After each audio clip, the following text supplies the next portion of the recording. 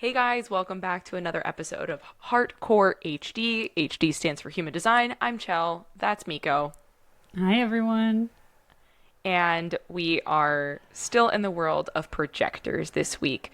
Stoked on this. Maybe one of my favorite projectors, famous projectors, because you are also one of my favorite projectors, so maybe I can't say that. Um, One of my favorite famous projectors is Barack Obama, and I'm really excited. Wow, I didn't realize how open his chart is. Okay, if you guys are watching on the interwebs, Homeboy is very open, which is I'm excited to talk about this. But we're going to talk about him in relation to his wife, Michelle Obama. We're going to go over their charts respectively ish. We'll touch more into that in just a second. But we wanted to bring you a real life example of a projector entering a relationship like we talked about in our last episode. So let's dive into Barack's chart. Oh wait, are we on a first name basis with him, or should we call him former President Obama? I mean, um, He seems Barack chill. Obama. Yeah, Bo, got it. Oh, that's terrible. Oh my God. Sorry, we're just gonna call you Barack. Hope that's cool. Thanks. That's it. It's my turn.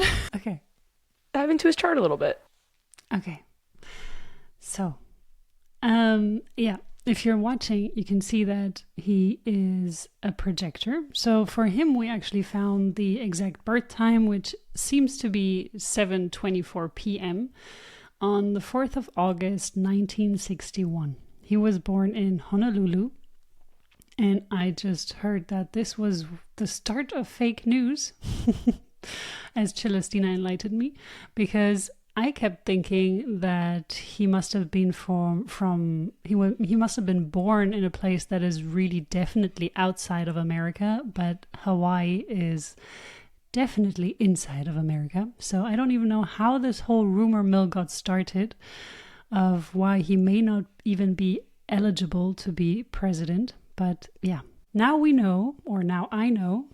And as you can see, he has the defined root and a defined emotional solar plexus as his only two defined centers. Everything else is undefined. He doesn't have any open centers.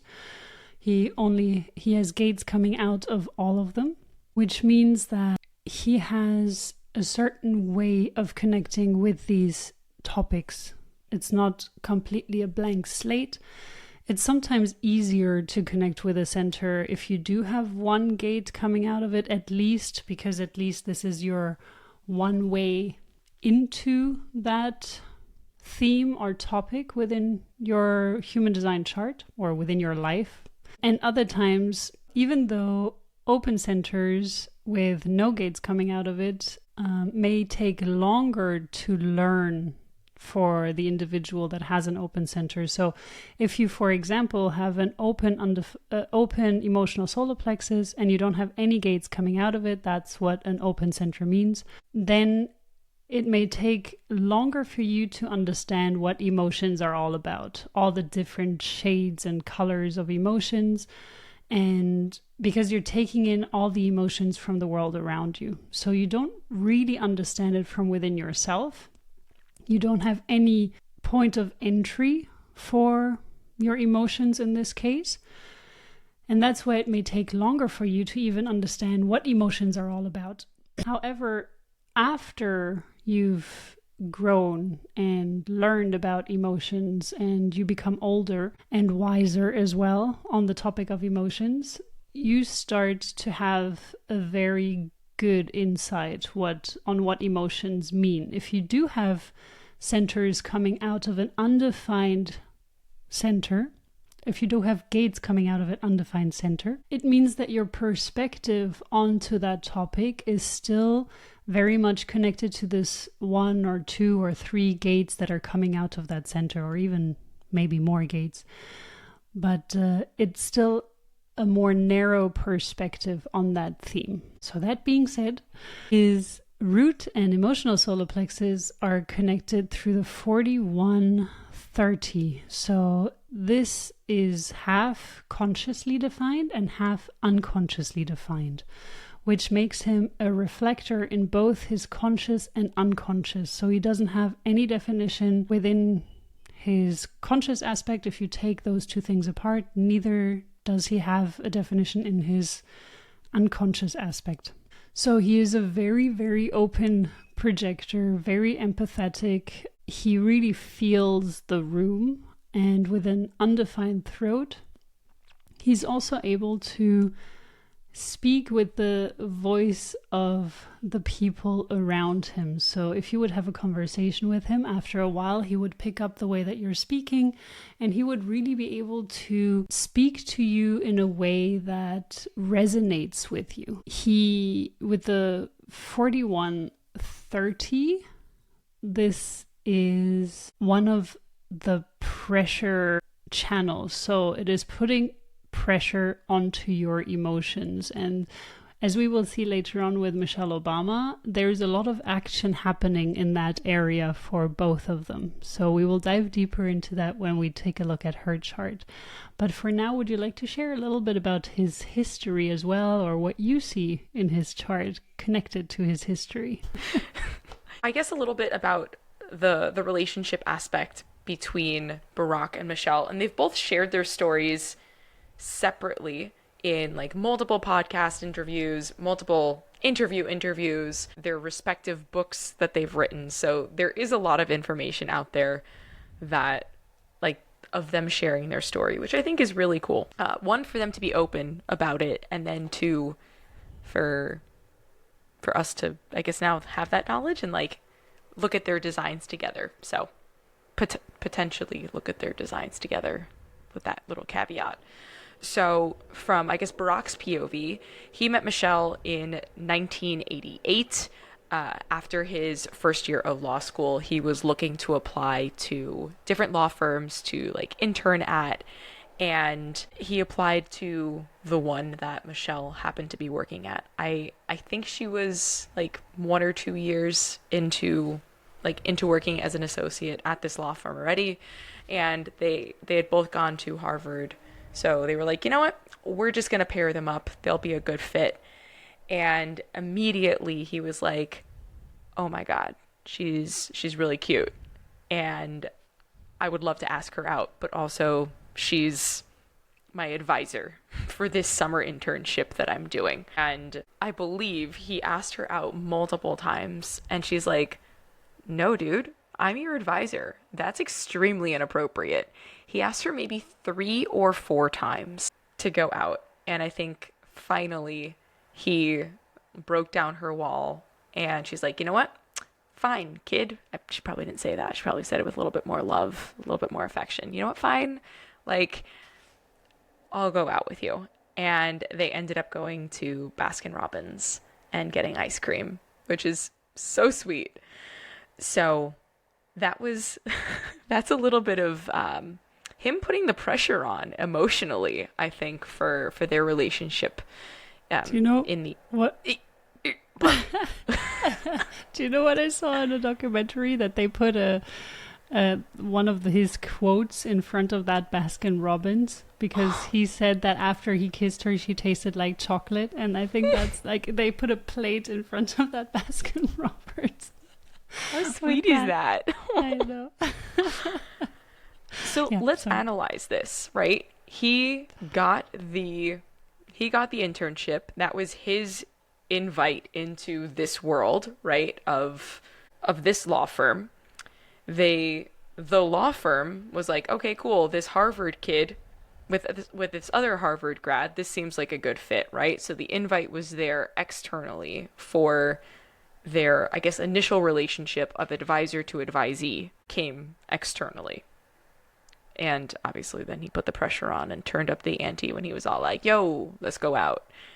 Anyway, that's kind of what I'm seeing as the intro into this relationship together. Anything else you want to add to that? Yeah, I liked also the persistency aspect. He also refers to this when he was running for president, that it's a good thing that he was so persistent with her, because you would want your president to also never give up.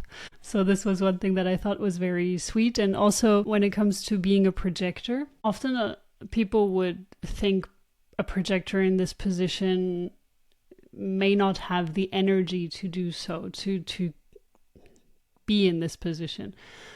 But having a projector in such a position is a very powerful thing if the projector is balanced, or if he's really working on him or herself. And this is something that Michelle is commenting on when it comes to Barack Obama, because she finds him very graceful, very well dressed. He takes care of himself. Also physically, like exercising and nutritional wise, he's also doing that. I'm not sure how much they're doing on the other levels of, for example, energetically or spiritually. Mentally, they're for sure doing a lot for it. She's a very big advisor, or very big advocate of continuously educating yourself. And she seems to have been someone that was always trying to get the absolute best grades. So I kind of have a feeling you maybe dove deeper into his history, while I dove a bit deeper into her history. I don't know if that's the case, but if so, that would be very funny because we didn't plan that. So I was watching a documentary which was revolving more around her life. But what I did see regarding their life, and you did read the books, so you have that way ahead of me. But what I saw in that documentary was also that they had their own garden in the White House. So she was really adamant in having her own vegetable and maybe even fruit garden, because she wanted, and she's also advocating for that when it comes to health in the society, and especially in kids. She really wants kids to take care of themselves, and this was something that was always very important for her when it came to her kids, to keep them grounded, but to also have them follow a healthy diet and exercise routines. And so yeah, they're definitely on the horse for that aspect of things. And they're also extremely family oriented. So that's another thing that Michelle brought her mother into the White House, which has never happened before, as far as I have heard. So they kind of called her first grandma instead of first lady. And she did this because she wanted her kids to still be taken care of by someone that she trusts, that is part of the family, and that she really looks up to a lot. Not that she didn't do that with any employees, but it's a very different story, of course, when you give your kids into the hands of your mom that took care of you, that raised you, and then to have her take care of your kids if you cannot be there. Even though she really tried to be there as much as she could. She was a very present mom, which I heard for her, she was struggling with that aspect when it came to Barack Obama, that he was not as present as she would have wished him to be. And depending on which design we're going to look at with Michelle, this could have been more challenging or less challenging, but just from a personal, like a human perspective, I think it's an immense strain to be in the public eye on that level as the first lady or as a president, because there's nothing you can do right. And even though there's nothing you can do right, I think that everyone always tries to find fault or find mistakes. This is a family that managed to stay quite low on the I don't think there were any scandals about them while they were in the candidacy or in the presidency and in the White House. And this is something that is very rare. They have always been looked at as graceful and very well-spoken, very...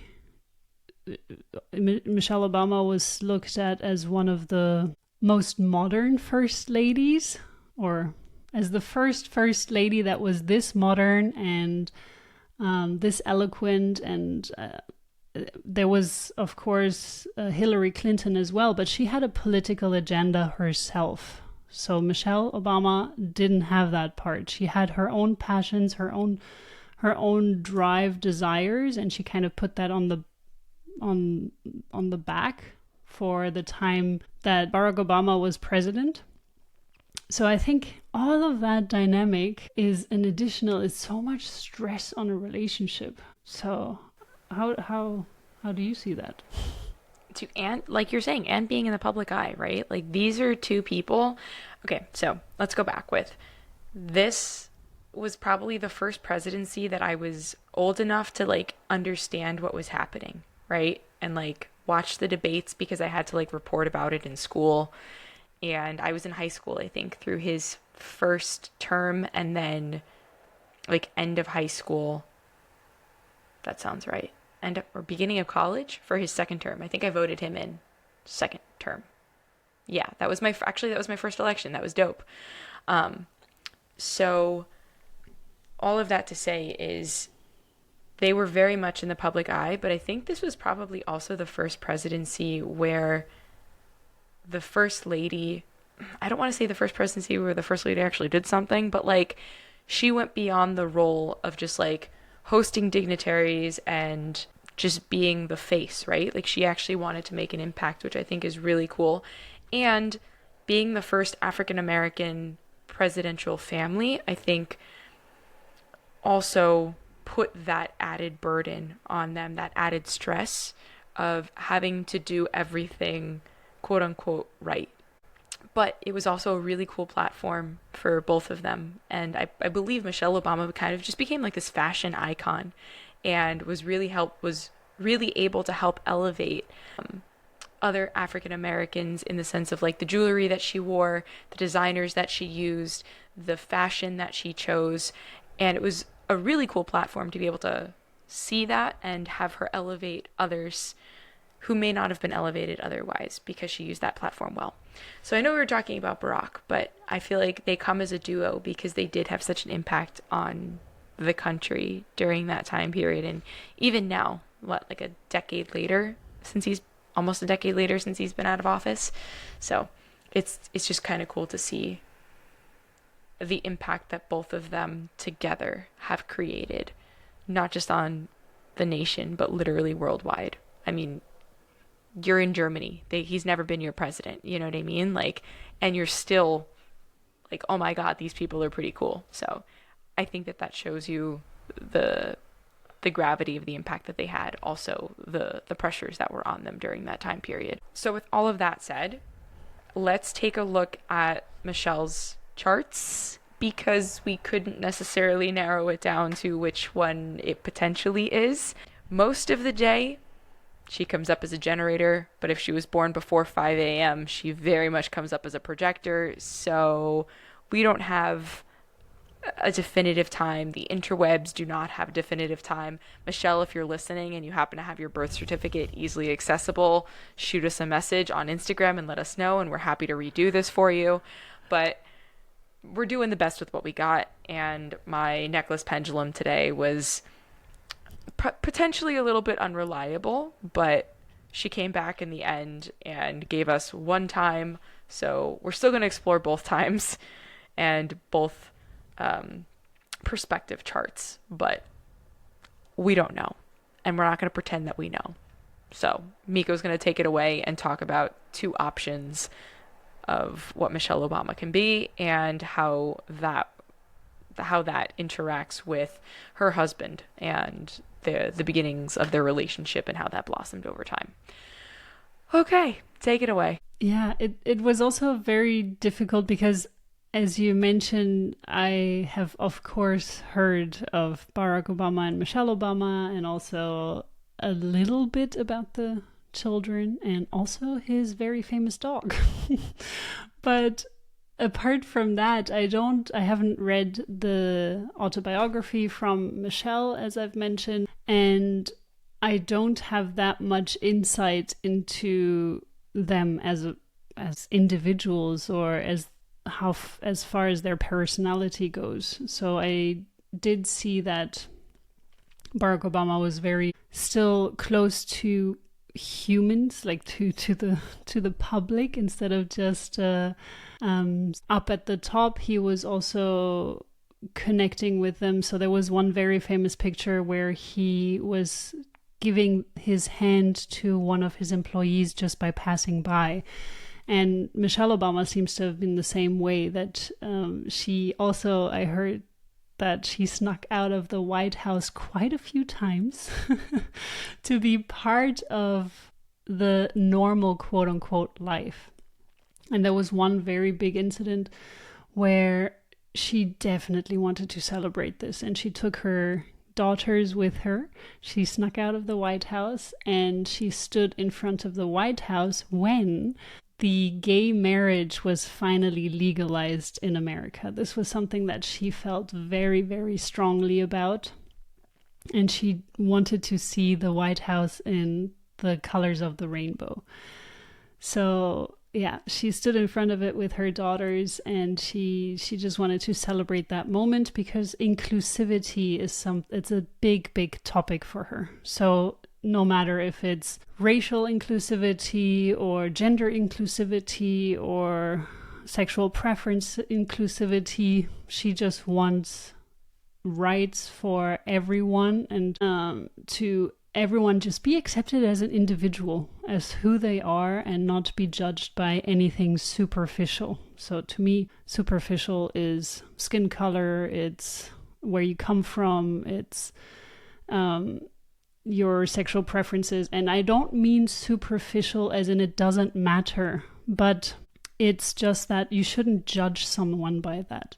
Because no matter where you come from, no matter what your skin color, no matter what your sexual preferences and all of those things, your gender or whatever it may be, who you are in your core is what matters. What you've made from all of that is what matters. How you treat people that don't have a benefit for you per se, that's what matters. Because a lot of times when I see someone that is in a high position and they would, for example, just treat a homeless person on the street with a full heart and kindness, this is what matters. Because that homeless person may not be able to do anything for you in the sense of I'm not sure if I'm expressing myself correctly here, but they may not be able to do anything for you, but you're still kind and caring to them, or nice. You're not disrespectful. So a lot of people that are in high positions, they tend to have an arrogancy about them, or tend to be disrespectful also to waiters or to people that they feel have no importance to them. But as soon as they're sitting opposite someone that has some kind of benefit to them, they're very nice to those individuals. So this for me is a very big character flaw. And I think this is definitely something that both Michelle and Barack Obama have been able to show, that they have this heart for everyone, and they really wanted to make a change in the world and still want to make a change in the world. So in this case, we can see that Michelle Obama is, with one time that we got, she's a generator with a 360 channel defined, going from the sacral to the root. And then she has the root defined going to the emotional solar plexus. So even in this combination, there are sometimes more or less gates that are defined within this connection of solar plexus to the root. So it is a bit challenging to go into detail of both charts, but we will just assume and see what we could see if she's this or that. And then she also has a connection from her ajna to the throat, which to me makes sense in the way that she did write her own biography, and she seems to have been amazing at giving speeches. And I haven't seen many of them. I've seen a few of them, and what I've seen, yes, they are very, very good. And this was apparently a bit of a competition between Barack Obama and Michelle Obama, where they tried to like one up the other by giving a better speech than the others. So, and they're both extremely good in speeches, definitely. So this is something where this may have come from, where she uses her own personal stories and experiences and translates that into stories that are motivational and inspiring to others around her. This could be one of the things. However, if you're looking at the other time of birth, she doesn't have this connection. So it's very difficult, as I said, to really make pinpointed statement. The thing that does seem to stay consistent is the 3955, and the thing that changes when you take a different birth time, so in this case the 5 a.m. one, is that she becomes a projector. And she has the 4426 connection, which connects the ego to the spleen. And I do like this. Maybe I'm biased, but I do like seeing her as a projector and seeing both of them as this projector power couple, because this is kind of leaning onto what we've shared earlier in the episode, like in the last episode, where you would have two projectors and one of them would have to make a move. So if you were just watching, you could see balloons flying through my screen because I did the peace sign. But if you're not, go check it out on YouTube or Spotify. So we have those two projectors, potentially two projectors, who are in a relationship, and one of them has to ask the other one out. And did you hear about the proposal, the moment that Barack Obama proposed to her? My understanding, it was pretty chill. They were at a restaurant and the waiter brought out their dessert, and there was also a ring on the platter. That's the extent of my knowledge around the proposal. Yeah, so apparently they had a bit of a debate before that, and she was kind of, I think it was about getting married, and she had a very clear idea of when she wanted to get married and how, and like the time frame and everything. So she stepped into lawyer mode, and he is also educated in in this field.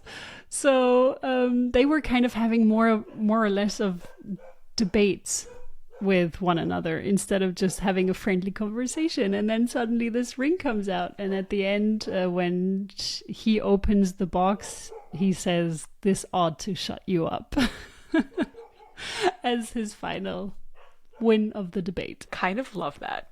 I know, it's cute. So I don't know, I think even if you look at it together, if you take both charts together, you can see that they're defining their G center together. They kind of create a 9 and 0 nowhere to go relationship.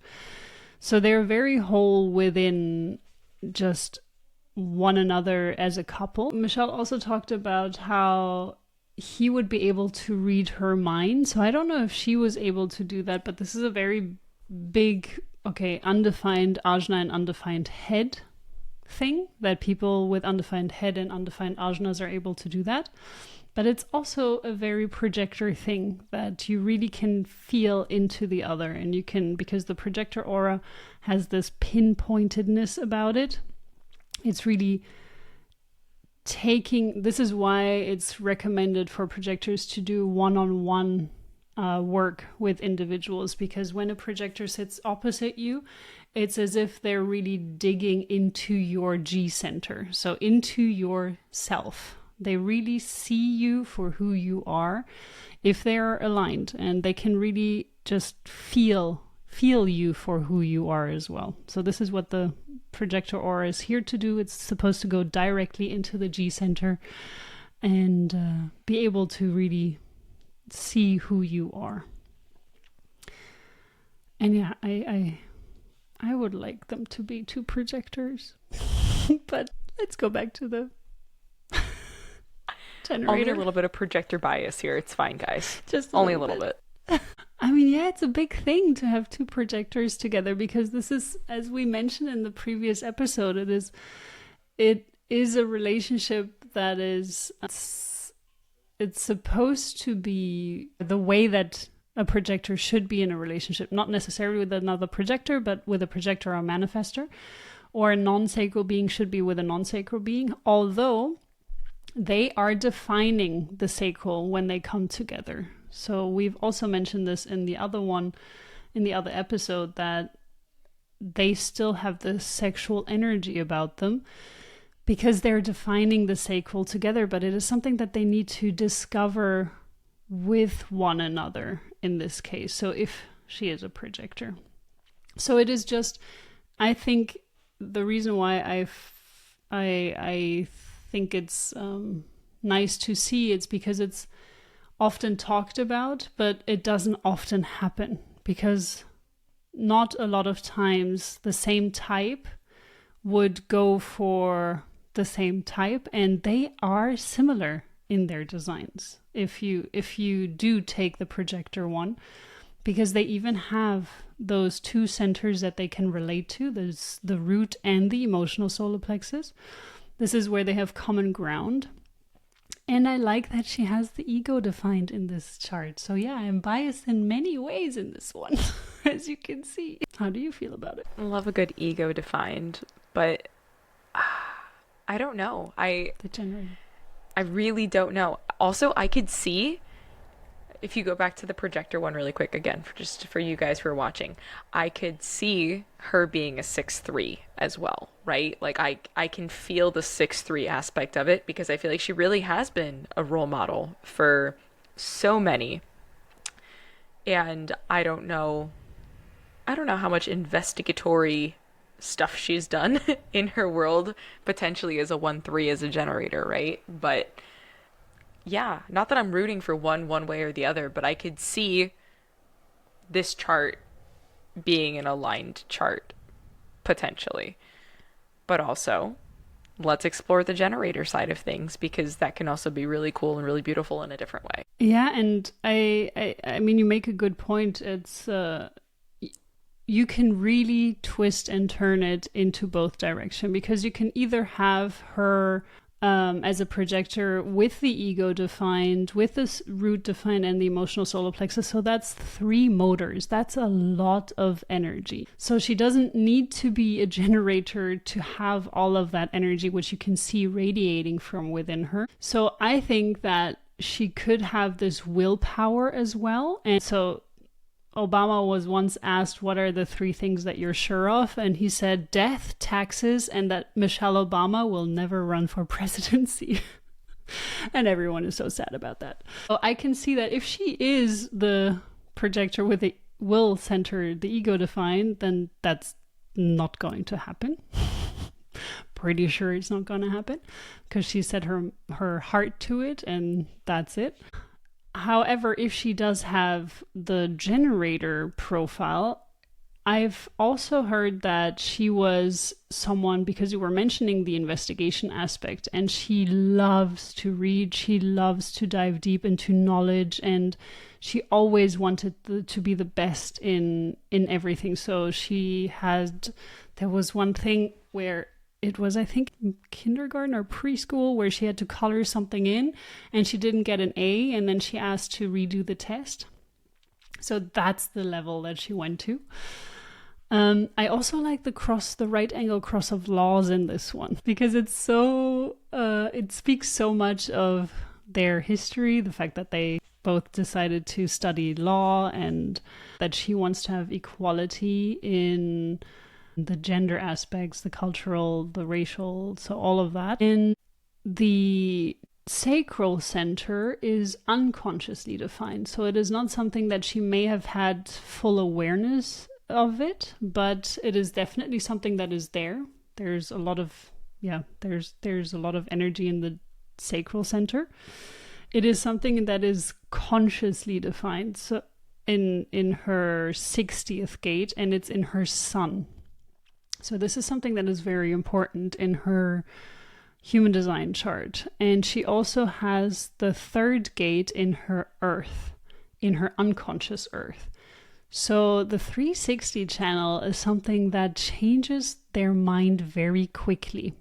So if she is a generator, what can happen regarding this presidency thing is that she is very, very convinced that she will not do it. But at some point in time, maybe something will trigger her and she feels like it is the right time, and it switches completely 180 degrees, not 360, but 180 degrees. So half circle, not full circle, but half circle. And she may then run for presidency. So this would be preferred in that aspect, because I do think that she would be an amazing, amazing president. Many times when they were asked of how do you call that? They asked the public if they like a person. A popularity vote kind of situation. Yeah. This exactly. So she was sometimes even ahead of Obama. Barack Obama, that way. So yeah, I thought that was also very interesting. But yeah, there are many ways you can see, you can twist and turn it. It would be really great to know her exact birth time, but I can also understand if this is not shared, because it does reveal a lot about you astrologically, human design wise. So I can understand that people are keeping it hush hush. And in this case, she is a Capricorn. So she does have this, again, a biased, but she does have this partially stubbornness, and also this dedication and diving deep into things. So again, this would reflect the 1-3. It is a very, very personal profile, the 1-3, because it's all about her self-development. It doesn't mean that she's self-centered, but it is a very personal cross. So to me, the 6-3 also connects more, but I've also seen her generator chart with a 6-2. So it is very difficult to say a lot about it. I mean, I think it's okay that we don't have definitive answers though, because it's cool to be able to see how they relate interpersonally, whether she's a generator or a projector. And then it's also kind of cool to be able to see that there are different personality traits that a person may exude that may or may not be reflected in their chart, but also you can wiggle and finagle a chart to meet that person too. And I think that that's also interesting, right? Because I feel like with Enneagram and Myers-Briggs, so many people stay in that box of what they are, who they are. And I feel like it's kind of the opposite with human design, right? It shows you your potential, and you don't have to stay in the box. You can be who you are. And yeah, there are some things that will be heavily reflected in you, but there's also a lot of learning and unlearning that needs to be done within your chart as well. So keep that in your mind as you're thinking through all of this and just listening to us. And yeah, there's just more growth, I think, when you have that perspective going into it versus feeling like you're stuck in a box.